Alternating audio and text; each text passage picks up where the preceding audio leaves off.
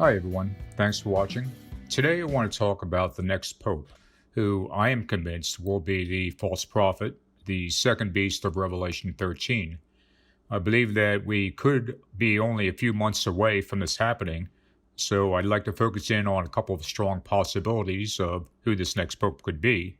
I know that some of you believe that the false prophet will be an evangelical preacher, but Revelation 13 does say that the false prophet will have immense power worldwide, power equal to that of the Antichrist. That kind of worldwide power is not within the scope of a Christian evangelical preacher who would not be accepted by the vast majority of the world's population. It can, however, be achieved by a pope who unites all religions under him, something that the Vatican has been pushing for a number of years now. In case you don't know, there is an ongoing attack aimed directly at Pope Francis. This attack is two-pronged, a joint effort by both Trump allies on the one hand and conservative forces within the Catholic Church on the other hand, both with the idea to get Pope Francis to step down or resign. The attack on Francis, led by Trump allies, was begun not long after Pope Francis publicly criticized Trump a couple of years back.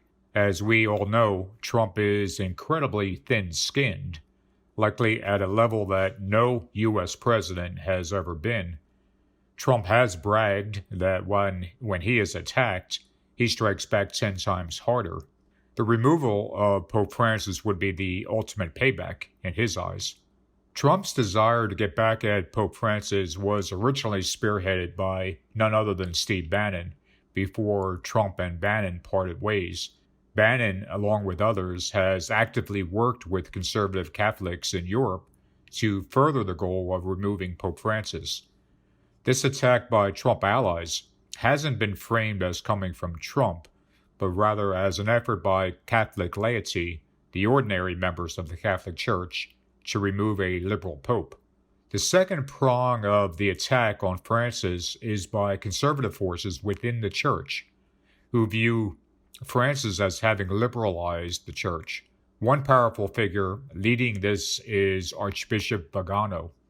If that name sounds familiar, Viganò is the former Vatican ambassador to Washington, and he published an explosive letter back in 2018 that accused Pope Francis and other high-ranking Vatican officials of covering up for those accused of sexual misconduct in the Church.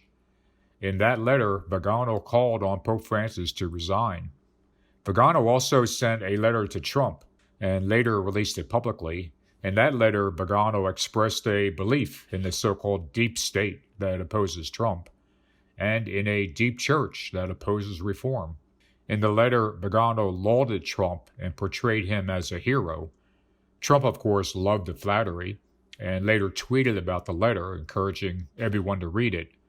Viganò himself has a bit of a checkered past, having been accused in Europe of embezzling millions of dollars from his own brother. He also allegedly ordered officials of the Archdiocese of St. Paul and Minneapolis to end an investigation to sexual misconduct on the part of Archbishop John Needstead. Just to be clear, I am not defending Pope Francis by any means. He may or may not have a responsibility for covering up sexual abuse in the Church. But to me, it's clear that he will be the fall guy. By removing him, conservatives and moderates in the Catholic Church can claim that they are taking forceful action against someone who has covered up sexual abuse allegations, and they can also claim they are taking strong action to reform the Church. Although I believe Viganò to be too old and too controversial to be considered for the next pope, he is exactly the type of individual who seems to want to ingratiate himself back into the inner workings of the Vatican. As far as the new pope himself, I want to focus on the two men that I believe this will come down to. There are other contenders, of course, but these two men are at the top, in my opinion. There is also something very odd about the name of one of these two men, and I'll cover that in just a moment. The first major candidate, in my opinion, is Cardinal Raymond Burke. Cardinal Burke is notoriously pro-Trump and has defended him on numerous occasions, even including his immigration policy. Burke has openly criticized Pope Francis and likened the church under Francis' leadership to a ship without a rudder. While there is a lot of support for a conservative like Burke to be the next pope, especially among those who want to see major reform in the church, Burke does run into one problem.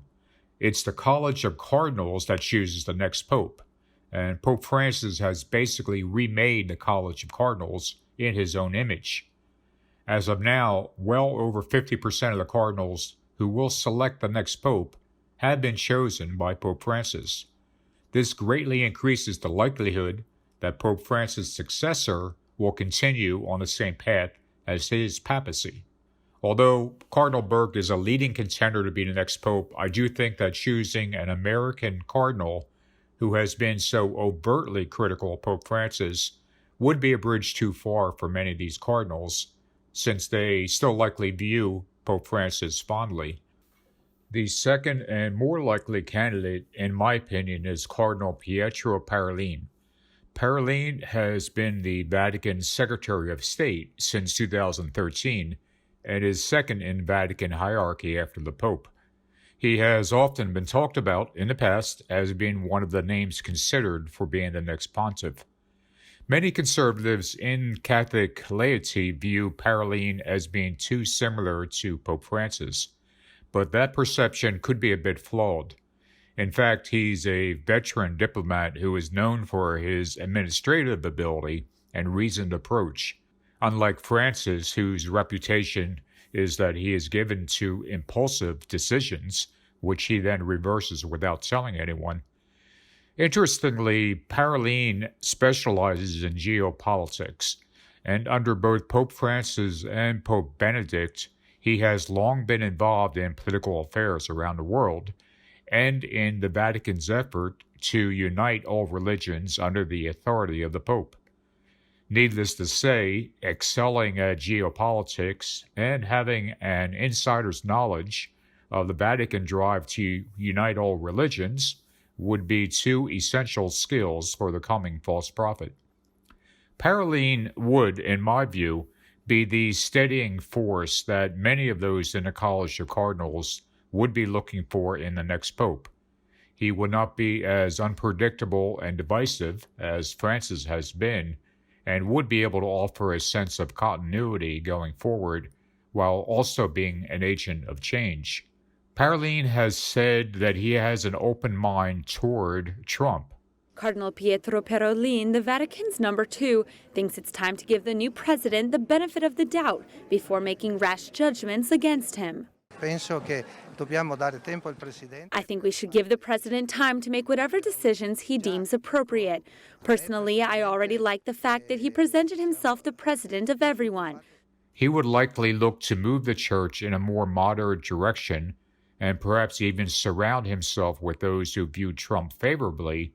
Someone like Archbishop Viganò comes to mind. Before I get into something very weird about Parolin's name, let me ask if you ever wondered why a pope would not use their baptismal name, but instead take on an assumed name, recent examples being Pope Francis and Pope Benedict.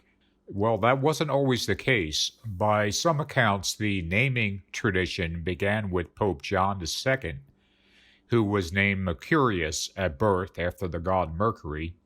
He changed his name after assuming the papacy in the year 533, believing it would be inappropriate for the head of the Christian church to share the name of a pagan god.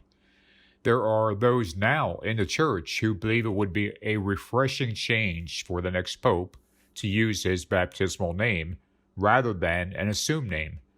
The next pope could very well use a baptismal name to symbolize that things will be different from now on, especially in the area of sexual abuse allegations.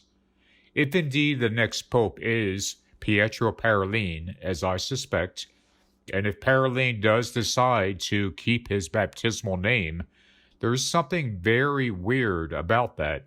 And before I show it to you, I want you to understand that I'm not saying this is a sign from God or biblical proof of any kind. It's just, well, weird.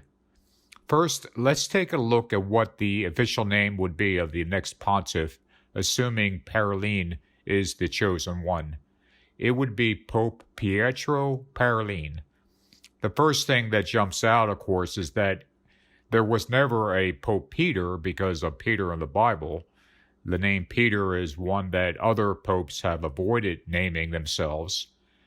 The second thing is that the name Peter reminds a lot of us of the prophecy of the popes by St. Malachi. Of course, the prophecy of the popes is almost certainly a forged document, but it does state that the last pope would be named Peter the Roman. But here's what's really weird about Parolin's name. Look at what happens if we mirror or reflect his name.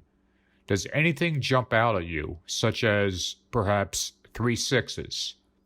Again, this could be just a strange coincidence, but it is very odd, of all things, that his name would reflect 3 sixes, in much the same way as the false prophet will reflect the Antichrist. There are also those on YouTube, such as Brother James Key, who believe that the next pope will be named Pope Sixtus VI. Although I greatly respect Brother Key, and he could end up being exactly right about this, there is one other slight variation on that idea. What could happen is that we have a pope who uses his baptismal name at first, such as Pope Pietro Parolin, and then, a couple of years down the road, after the Antichrist seats himself in the Third Temple, the Pope could have then officially changed his name to Pope Sixtus VI. Time will tell, of course, but we certainly don't have very long to wait, that's for sure. So anyway, these are my thoughts on the coming false prophet. If you care to leave a comment, please do. And as always, please be respectful of one another. Thanks again for watching. Take care.